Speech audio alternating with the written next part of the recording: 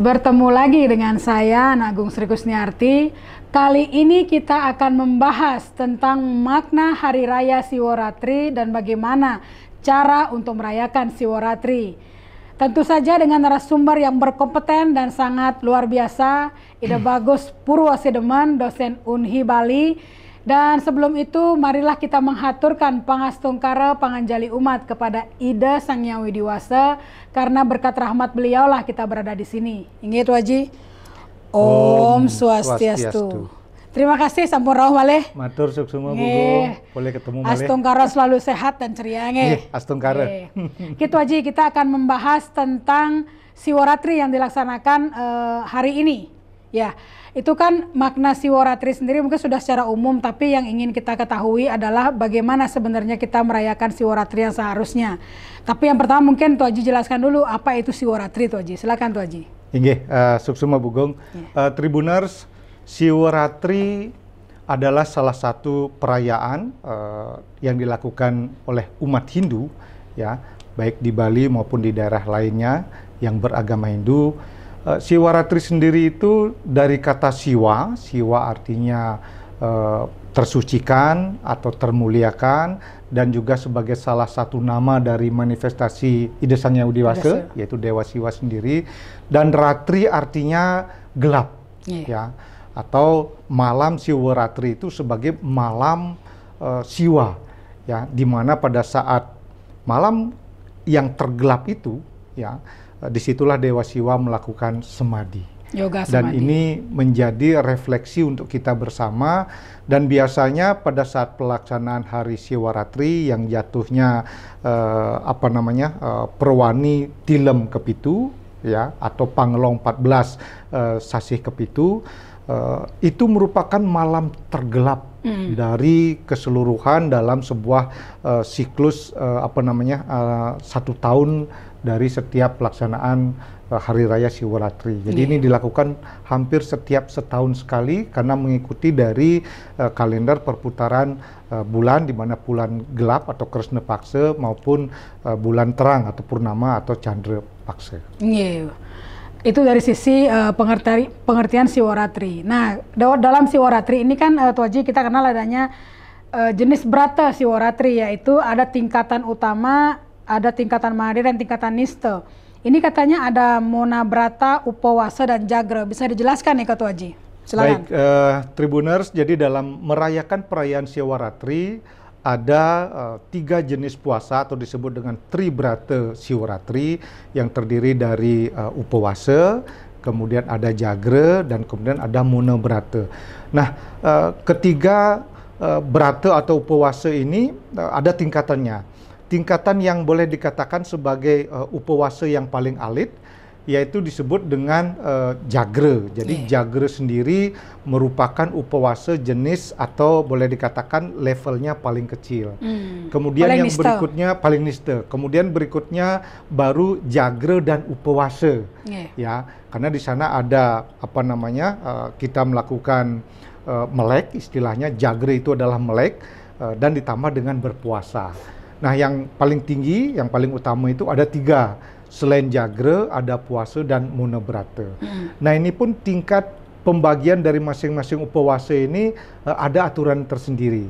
Ya, kalau Jagra karena dia tingkat upawasanya paling kecil, nista atau alit, dia durasinya yang panjang. Ya, jadi durasi orang melakukan Jagra itu adalah 36 jam.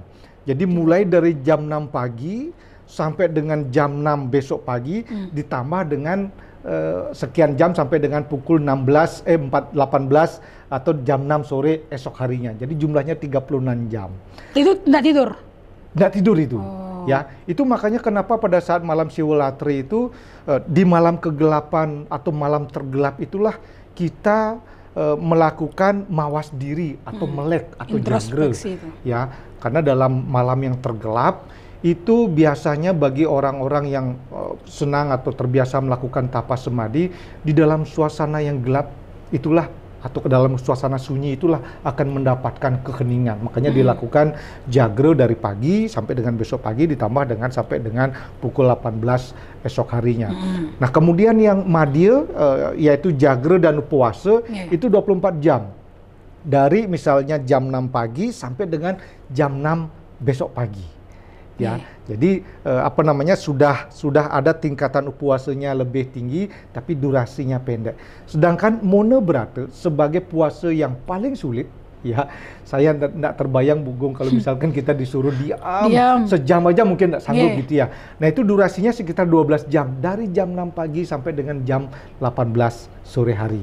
Ya, jadi jam 6 pagi? Dari 6 pagi sampai dengan pukul 18 sore hari. Ya, kemudian pada saat malamnya jagre sampai dengan paginya itu boleh melakukan apa namanya tidak lagi dengan Mona Brata, tapi melakukan perbuatan perkataan yang sifatnya baik-baik semua.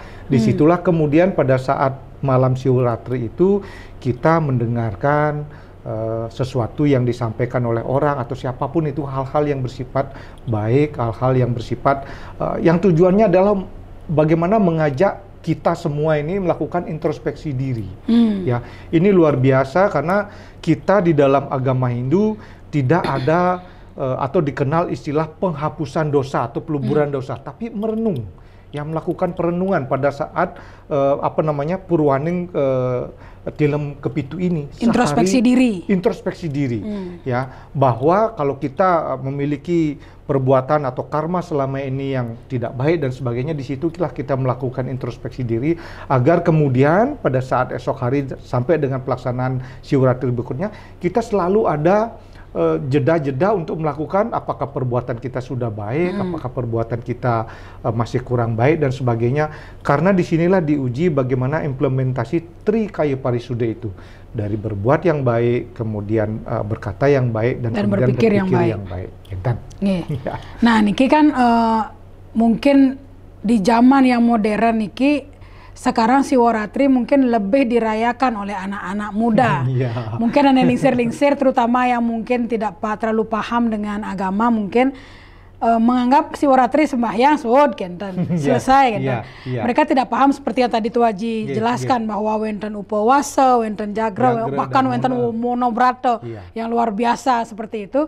Mereka tidak tahu ada hal seperti itu yang mungkin lebih baik dijalankan. Seperti kisah Lubdaka sendiri. Nah, Nika, fenomena seperti ini sebenarnya bagaimana Nika Tuaji menyikapinya, melihatnya kan Tuaji? Iya, di masyarakat saat sekarang ini perlu beberapa istilahnya tokoh-tokoh agama, tokoh adat yang penting menyampaikan terkait dengan bagaimana perayaan Siwaratri. Karena kalau seandainya kita lihat kalau sumber-sumbernya apakah itu buku dan sebagainya sudah ada. Tinggal bagaimana betul-betul diimplementasikan.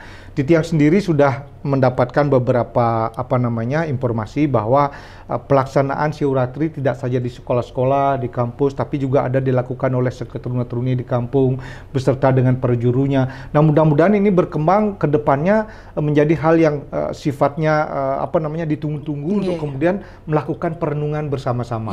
Sehingga pada saat malam Siwaratri itu justru bukan melakukan hal-hal yang tidak ada kaitannya dengan penjernihan kerohanian atau spiritual, tidak justru pada saat malam Siwaratri melakukan perbuatan minum-minum, karena justru salah satunya kan bagaimana pada saat perayaan malam Siwaratri ini kita menghilangkan hal-hal yang bersifat kegelapan atau hal-hal yang di dalam agama Hindu ada yang disebut dengan Saptatimira atau 7 musuh yang harus dihindari. Disitulah kemudian manusia melakukan refleksi.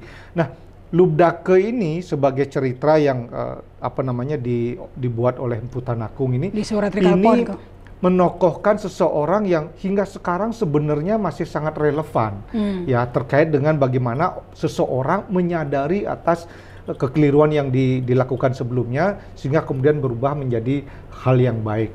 Bahkan kalau dalam cerita Lubdaka disebutkan Lubdaka sendiri adalah berburu, dilakukan di tengah hutan. Nah, kita sekarang ini justru semakin sering memanfaatkan media sosial dan itu adalah hutan belantara itu sendiri. Perburuan Kita sebenarnya. sendiri berburu di sana. Welcome to the jungle ya. Apa? Welcome to the jungle Jungle. istilahnya. Sehingga mau nggak mau kita sendiri harus memilah mana yang betul-betul bermanfaat, yang mana yang tidak. Betul. Jadi cerita itu masih sangat Relevan sekali, ya. Itulah makanya kenapa para tetua kita dulu atau para maharsi menurunkan ajarannya dengan cara cerita, ya karena itu yang akan menjadi gampang untuk dipahami, diingat ya, karena kalau sesuatu yang diceritakan atau apalagi menarik, dinyanyikan gitu kan lebih mudah diingat, apalagi memang memiliki latar belakang cerita yang sangat menarik seperti itu.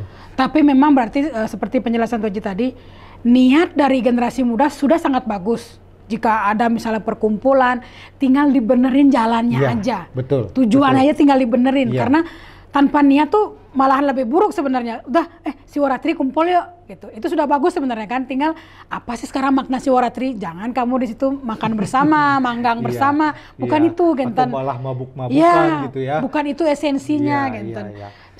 Jadi mungkin lebih dibetulkan pemahamannya atau ajingnya. Nah disinilah biasanya kalau kebetulan kami di kampus Unhi Denpasar, malam Siwaratri itu dihadiri oleh mahasiswa dan kemudian dibagi menjadi 3 tahapan, jam 6 sore, jam 12 malam, dan jam 6 pagi. Jam 6 sore diawali dengan persembahyaan, kemudian dilanjutkan dengan pembacaan apakah itu sloka, kemudian cerita, dharma wacana, dilanjutkan dengan dharma tulo, hingga kemudian sampai pada tengah malam atau tengahing latri. Demikian juga kembali melakukan persembahyangan, kemudian dilanjutkan lagi dengan hal-hal yang diisi dengan berbagai kegiatan yang terkait sekali dengan hal-hal yang bersifat kerohanian. Nah, yang kita justru susah kontrol kita seperti yang Bu Gung tadi sampaikan, ini kan mereka yang melakukan di luar tanpa diawasi. Ya, mereka sih izinnya katanya ke kampus, tapi ternyata nggak ke kampus, hanya selesai sembahyang habis itu mereka kemana berdua dan sebagainya. Ini yang boleh dikatakan sepanjang kemudian itu tidak bisa dikontrol oleh lembaga institusi, ini kita harapkan kesadaran para muda-mudi, orang tua. Ya, karena mereka lah yang menentukan mereka ingin melakukan apa, sehingga kita bertugas memberikan pencerahan agar dia terhindar dari perbuatan-perbuatan yang merugikan, yang tercela, bahkan mungkin tidak direncanakan, tapi tiba-tiba di tengah jalan karena menerima ajakan dan sebagainya, mereka ikut-ikutan tanpa menyadari ada perbuatan-perbuatan yang tidak baik yang berakibat kepada mereka itu. Iya, dan memang tadi yang Tuaji jelaskan di Unhi sudah dari lama nih ke setahu tiang. Betul. Itu luar biasa sekali, sebuah kampus dia membuat hal seperti itu dan runtutannya juga luar biasa betul gitu loh. Sebaiknya memang seperti itu. Jadi bukan hanya Saraswati, para siswa ini ke sekolah atau ke kampus, tapi Siwaratri pun demikian. Sebaiknya di Siwaratri. Karena pada saat inilah rangkaian dari sebuah siklus kehidupan. Kalau Bu Gung ingat kemarin beberapa hari yang lalu, minggu lalu di Desember kita melakukan Saraswati dengan turunnya ilmu pengetahuan, kemudian melakukan pembersihan diri secara fisik maupun spiritual ring Banyu Pidaro, habis itu memagari diri dengan hal-hal yang baik di Pagerosi, kemudian tumpuk lanjut bagaimana kita menajamkan pikiran, kemudian ketemu dengan Siwaratri. Ini adalah tahapan yang sedemikian rupa sudah dibuat, tinggal kita lakukan ya, yang tujuannya adalah menjadikan bagaimana kita menjadi manusia yang baik. Ya, coba bayangkan kalau tidak ada sengker-sengker seperti itu, apa yang bisa kita lakukan? Justru mungkin semakin liar dan sebagainya. Karena kan kalau hutannya Lubdake adalah hutan belantara, yang sesungguhnya hutan kita ini hampir semua ada di genggaman kita dan generasi muda. Yang belantara sekali, gadget isinya informasi-informasi, bahkan informasi yang tidak baik, yang tidak jelas, di sana. Semua hoax. Kita nggak tahu nih benar apa enggak nih. Benar apa orang tidak sekarang gitu ya. Orang bisa menipu dengan nelpon anaknya jatuh tapi ternyata bukan. Dia dapat nomor dari mana gitu loh. Termasuk penipuan, kan banyak sekali lah. Dengan muka kita. Itulah hutan belantara kita sebagai Lubdake di zaman seperti ini. Gitu. Bagaimana kita bisa seperti Lubdake itu, kita bisa menyadari apa yang sudah kita lakukan, kesalahan-kesalahan selama hidup kita ini. Itu maksudnya sebenarnya kan? Nah, salah satunya kan seperti yang sempat yang sampaikan tadi, bagaimana kita bisa mengekang diri dari musuh-musuh yang disebut dengan Sabtu Timire. Jadi ada kasuran atau dia merasa memiliki memiliki jiwa yang berani. Kemudian harus dikendalikan, jangan sampai kemudian itu menjadi kesombongan. Termasuk dana, ya, memiliki harta kekayaan itu dijadikan sebagai alat pamer dan sebagainya, ya, surupa dan sebagainya, Yohana kulina, termasuk bagaimana dari garis keturunan dan sebagainya. Nah, di Siwaratri inilah semua orang, person-person, pribadi-pribadi kita itu melakukan introspeksi diri, ya, menganggap kita paling tampan, ya, tapi kalau menjadikan bagaimana diri kita setampan mungkin, karena dalam jiwa kita ada Brahman atau percikan dari Tuhan itu sendiri, itu wajib. Tapi kemudian kita menyombongkan itu, nah itu yang harus dihindari. Nah, sesekali dalam setahun itu kita diingatkan untuk melakukan hal seperti itu. Ini yang luar biasa dalam Siwaratri itu, Bu. Seperti tadi Tuh Haji katakan bahwa dalam lontar-lontar dan bagaimana leluhur kita sudah menyiapkan tuh waktu gunung runtuh, bagaimana kesombongan hancur akhirnya kan seperti baru itu. Turun ilmu pengetahuan. Setelah dibersihkan turun ilmu pengetahuan, terus dikuatkan dengan pagarosi. Sebelumnya mengalir seperti air. Dengan air, Banyu Pinaro. Harapannya ilmu pengetahuan terus berjalan seperti air. Kemudian berlanjut terus tumpah landap bagaimana menajamkan pikiran sampai ke kita merenung. Bahkan siklus niki Bugung. Titiang sendiri setelah lihat dan selama ini karena kita tidak sadari, dari runtuhnya Watu Gunung hingga kemudian Saraswati sebagai hari turunnya ilmu pengetahuan, itu siklus akhir. Jadi kalau misalkan kita merayakan tahun baru, siklus akhirnya itu Saraswati, turunnya ilmu pengetahuan. Bayangkan kita tidak disuruh hura-hura loh oleh leluhur kita. Ya, besoknya tahun barunya kalau misalkan itu boleh dikatakan 1 Januarinya, Banyu Pinaro, bersihkan dirimu, bersihkan jiwamu. Ini kan luar biasa, Bu. Ya. Pas gitu ya momennya. Pas seperti itu. Jadi ini menjadi siklus yang bahkan di Siwaratri ini juga ada masanya bagaimana Pangelong ke-14 ini dari salah satu tulisan penekun Warige Titiang baca disebut dengan penelasing aksara dan penelasing Warige. Ya, jadi rentetan ini sudah diatur sedemikian dari Ikewara, Dwiwara sampai dan sebagainya, ya, wenten wuku, ya, kemudian wenten sampai dengan ingkel dan sebagainya. Ini betul-betul sudah bahkan kalau Titiang berpikir kita tidak bisa membuat seperti itu. Ya, ini sesuatu yang perlu kita warisi, perlu yang kita lestarikan apa yang kita warisi dan sosialisasikan, terutama generasi muda mungkin beranggapan bahwa yang semuanya yang bersifat teknologi itulah yang paling segalanya buat mereka. Ini yang perlu diberikan pemahaman bagaimana mereka memaknai sebuah perayaan. Apa itu Siwaratri, apa itu Pagarosi dan sebagainya. Nah, mudah-mudahan salah satunya melalui media Tribun ini kita memiliki tugas, Bugung, Titiang sendiri dan Bugung sebagai orang media tidak harus merasa lelah untuk kemudian kita siarkan kepada mereka bahwa kita memiliki tradisi ajaran agama yang luar biasa yang adiluhung. Bahkan dunia selama ini menganggap kita memiliki budaya tradisi yang luar biasa, itu adalah tradisi yang kita warisi. Betul. Bukan yang kita buat. Betul. Ya, apalah kita gitu ya, dibandingkan dengan yang dibuat oleh leluhur kita terdahulu. Simpelnya saja, kan bule pun ikut diam ketika orang ngiring di jalan raya. Dia sampai bengong dia. Karena kita bisa tanpa kita tanpa disuruh berhenti mobil itu. Iya, bahkan satu momen Titiang lihat pernah suatu kali di Ubud itu ada bule ikut ngarap bade. Dia ingin betul-betul merasakan seperti ikut langsung katanya kemeriahan setiap ritual yang dilakukan orang Bali. Mungkin kalau mereka di negerinya ya pesta, pergi ke tempat diskotik sudah biasa, tapi ini kan kegirangan, kemeriahan yang rangkaiannya sangat ritual, sakral seperti itu. Betul. Itu yang apalagi melis mungkin pasti diam dia. Di samping dia melihat sebuah kekaguman, wih, mereka melihat kok masyarakat Bali kita kok bisa. Orang jalan dan ini jauh terus dilakukan oleh orang Bali. Sehingga mereka boleh dikatakan itu yang menjadi penyebab mereka tidak bosan-bosan datang ke sini. Betul. Dan seharusnya memang kalau orang bilang itu kan kembali ke kitohnya. Kita harus kembali. Karena jangan sampai ini yang hilang. Kita harus terus balikin walaupun mungkin tergerus zaman, tapi gimana caranya biar balik lagi kayak pengertian Siwaratri ini.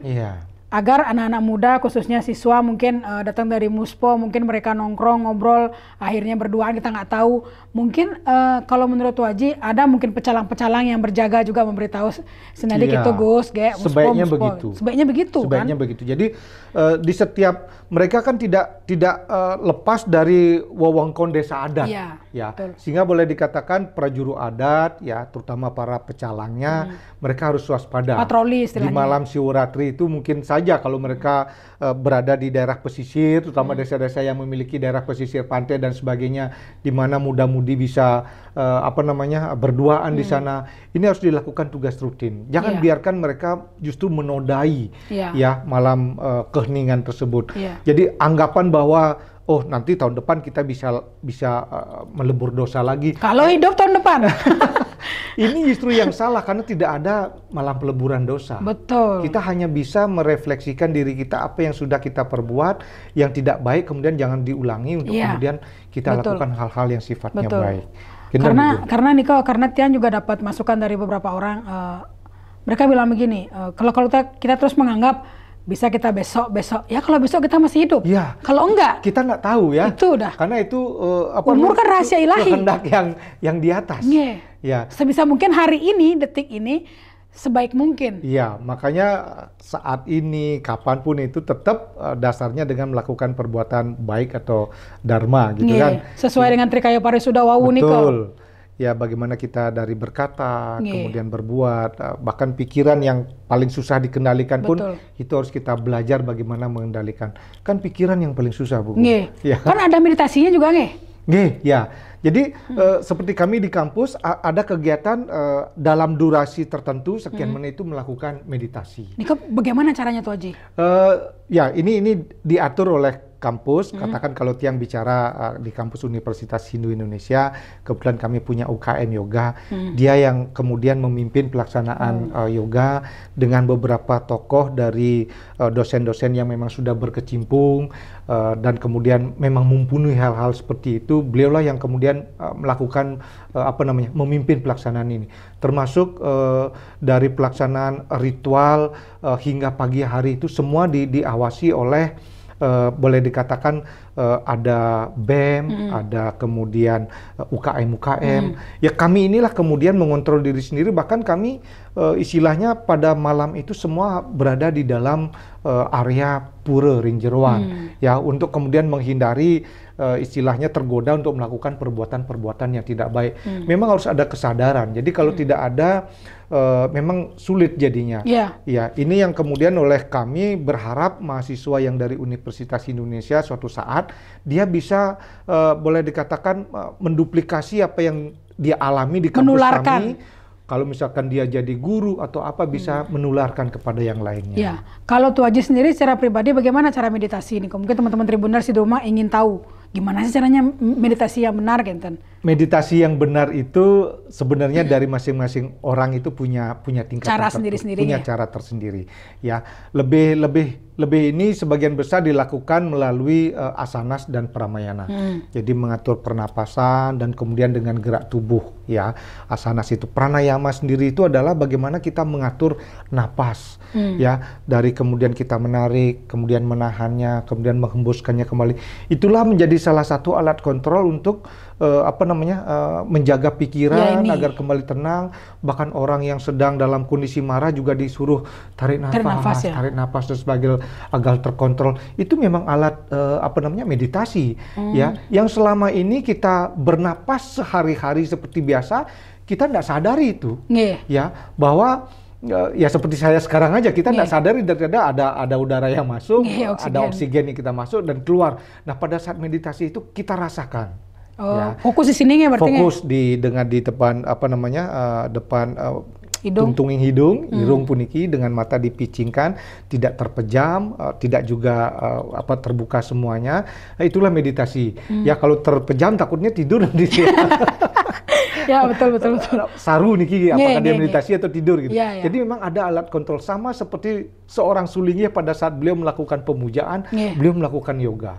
Kadang-kadang kalau Bu Gung perhatikan pada saat beliau ngastawa dengan pakaian yang sudah lengkap dengan puja mantra genta itu, mata beliau terpicing antara melihat dan tidak. Itulah sikap yang disebut dengan yogi swara. Sikap siwa sedang beryoga seperti itu. Berarti melihatnya ke sini nge, tuh aja nge. Ketuntungin hirung pun iki. Terus kita fokus ke nafas. Iya. Sekarang kan untuk mengendalikan ini yang paling sulit. Betul. Aduh, dagang bakso lewat ya. Atau kemudian pada saat tercium bau yang enak gitu ya, membuat perut lapar. Nah itu ini yang sulit, Bu Gung. Aduh, timpali jelek kodenya gitu. Makanya kan harus kita kayaknya fokusnya di situ. Iya. Nah, akhirnya ini hening kan. Makanya kenapa Siwaratri itu dilakukan pada saat gelap. Gelap inilah suasana yang membawa keheningan, termasuk memberikan aura kadang-kadang takut. Ya, itu. Dalam kondisi takutlah kita kemudian baru mengingat beliau dan sebagainya. Dalam coba Bogung misalkan dalam suatu tempat gelap, hening, tidak ada siapa. Betul. Apalagi kemudian tahu tempatnya ini, ternyata ini Setro. Wah, luar biasa rasa takut itu. Nah, pada saat kondisi takut seperti ini kita baru berserah kepada beliau, mohon agar selamat dan sebagainya kan gitu. Nah, ini kita dalam suasana Siwaratri hal-hal seperti itu kita pelajari untuk kemudian kita belajar mengendalikannya. Iya, berarti tantangannya adalah kalau misalnya di tempat gelap yang tadi Waji bilang di Setra, wajar kita takut, tapi tantangan sekarang adalah bagaimana di tempat ramai kita bisa mengendalikan diri itu. Di tempat misalkan kita sedang melakukan meditasi, ada yang misalkan tiba-tiba sudah dikasih tahu agar HP-nya di silent, tiba-tiba bunyi dan sebagainya. Itu mengganggu pikiran, itu yang lebih sulit. Nah, itulah hutan kita, Bu Dung. Iya, sebenarnya kan itu hutan belantara yang dimaksud kan. Kita. Jadi kalau orang sengaja mencari tempat yang sunyi lebih mudah. Lebih mudah. Tapi tantangannya adalah di seperti tadi yang tempat tadi yang ramai itu, di tempat ramai gitu ya. Karena kan para praktisi spiritual kok puasa ngeblang biasanya. Itu memang nyari goa. Nyari goa. Yogi-yogi zaman dulu kan gitu ya. Memang nyari goa di mereka kayaknya memang hening, tapi bagaimana kita di tempat yang ramai, ada timpal, ada tunangan gitu misalnya. Ada dagang bakso, kita gimana? Ada orang jualan gitu ya. Fokus kita. Iya. Inyap kiki jom laline gitu. Iya, makanya sangat masih relevan sekali cerita Lubdake gitu, karena hutan kita ya tidak berupa hutan fisik tapi lingkungan, kemudian media. Modernisasi ini bagaimana? Bagaimana kita mengendalikan diri untuk tidak ikut zaman, tapi kita bagaimana bisa beradaptasi dengan baik, kan ini maksudnya. Kan banyak sekali ya, karena penggunaan media yang tidak baik ya, mereka mencoba-coba kemudian menjadi korban penipuan, ya, menjadi macam-macam lah yang berakibat tidak baik bagi mereka. Nah itu kalau kita tidak bisa melakukan kontrol, di mana kita makanya disebut Begung ya, berkelana di dunia maya gitu ya. Nah itulah Lubdake yang sebenarnya. Jangan sampai kita justru terjerumus karena hal-hal yang tidak baik itu. Misalnya nepona jegegang mendek di dunia maya, chat langsung gitu. Makanya jangan seperti itu sebenarnya. Terjadilah kemudian kontak-kontak yang istilahnya tidak seharusnya. Ya, ini yang kemudian kita harapkan para pemimpin memberikan contoh langsung terkait dengan bagaimana menggunakan media yang baik. Ya, kita selama ini kan justru sering sekali melihat yang ditokohkan, yang dihormati justru melakukan perbuatan-perbuatan tidak baik, dan itu bisa dilihat oleh semua orang. Padahal mereka contoh Padahal mereka harus menjadi contoh sebenarnya. Iya, bagaimana kita mengendalikan diri. Kalau mungkin zaman dulu kita ngomong langsung kasar, tapi zaman sekarang itu bagaimana ketika kita tuh tidak menghujat. Kita cukup tahu, tapi kita tidak usah ikut kita menghujat. Itu yang paling sulit kan sekarang. Apalagi kalau kita misalnya anonim. Waduh, kita bosan namanya hujat gitu. Iya, apalagi kemudian kan seperti kita ketahui di media sosial itu kan orang boleh berkomentar seenaknya aja kan. Udalnya. Kemudian yang tadinya kita mau menyampaikan sesuatu terjadi ketersinggungan, saling balas dengan komen. Nah, ini istilahnya kan kita justru membuat dosa sebenarnya. Membuat dosa, menggali kubur kita sendiri gitu. Dipikirnya dengan kita hanya berlaku saja atau bertindak saja sebenarnya dari kita mengetik pun udah dosa kan itu. Makanya seperti diceritakan dalam Siwaratri Kalpe itu, bagaimana Lubdake memetik daun bile dan sebagainya. Itu kita juga melihatnya seperti itu. Daun-daun bile itu adalah lembar-lembar kehidupan kita. Seperti apa yang sudah kita lakukan sebelumnya.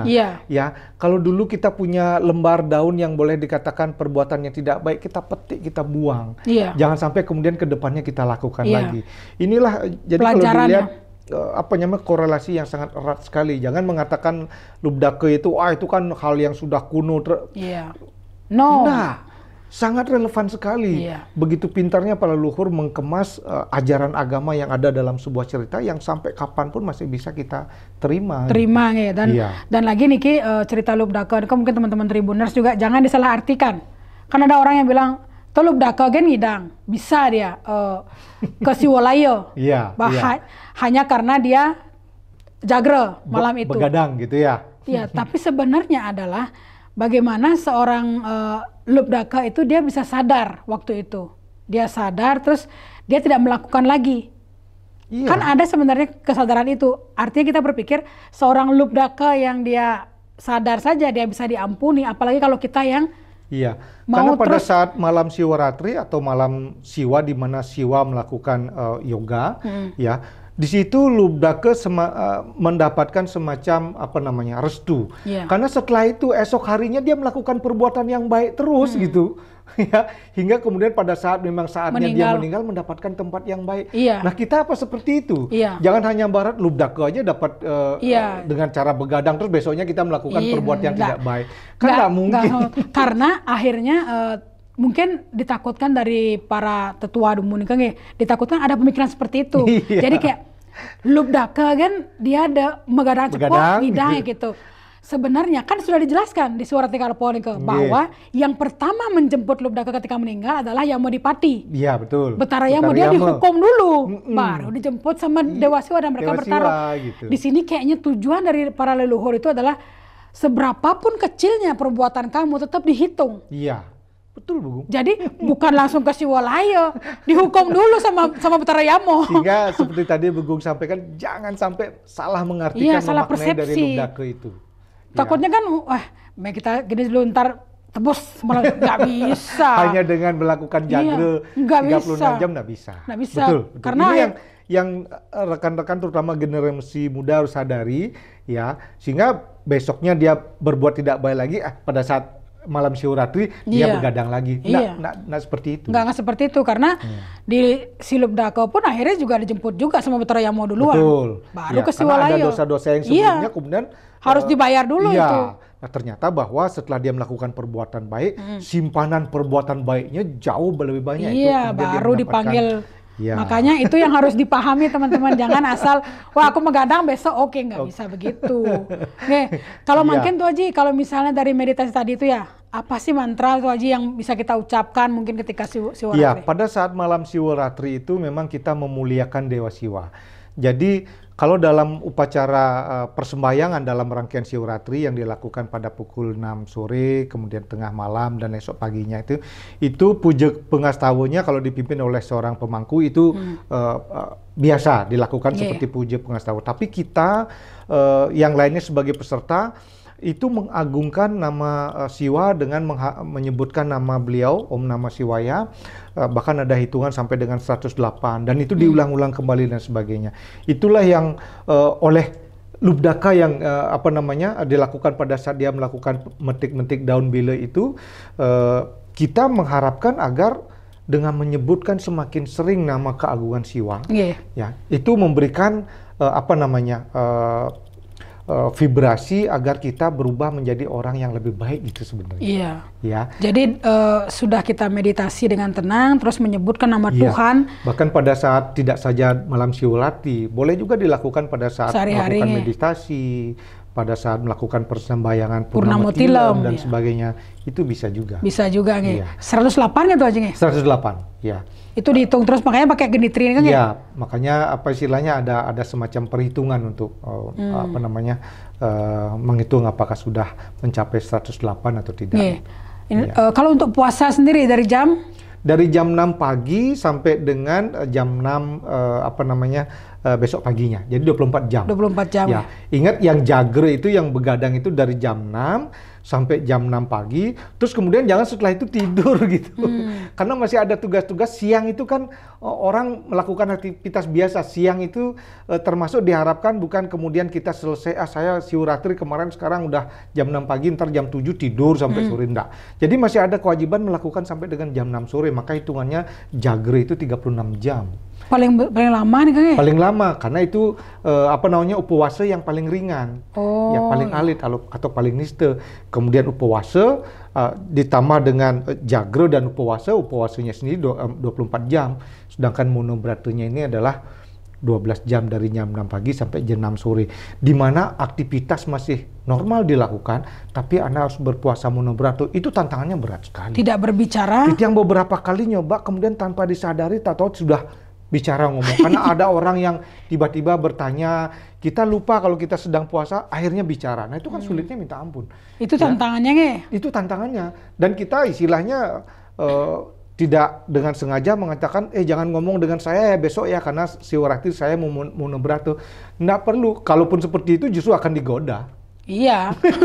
Apalagi bener nggak bisa apalagi ini. sama teman-teman sendiri, wah tambah diwale. Begitu yang biasa ceriwis dan sebagainya, tiba-tiba datang diam, wah ada apa ini? Iya, tambah lagi. Atau gimana, akan digoda gitu. Itulah yang paling sulit. Makanya akhirnya para yogi zaman dulu itu memang nyari goa nge. Iya, mencari tempat yang sepi, gelap seperti itu. Sebagainya. Terus untuk tadi kan jam 6 sore monobrata, malamnya boleh kita mikir dong tadi ini kan ya? Nggih.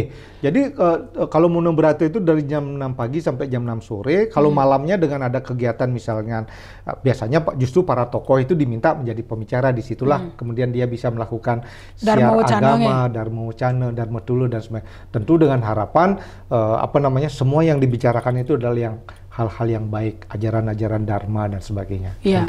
Tapi memang seharusnya kalau menurut Waji setuju siwaratri ini banyak ada orang yang berdharma wacana di hampir semua pura Kayangan 3 mungkin kalau bisa. Nggih, kalau seandainya semua dalam rangka untuk memberikan penyerahan ya enggak ada salahnya juga ya.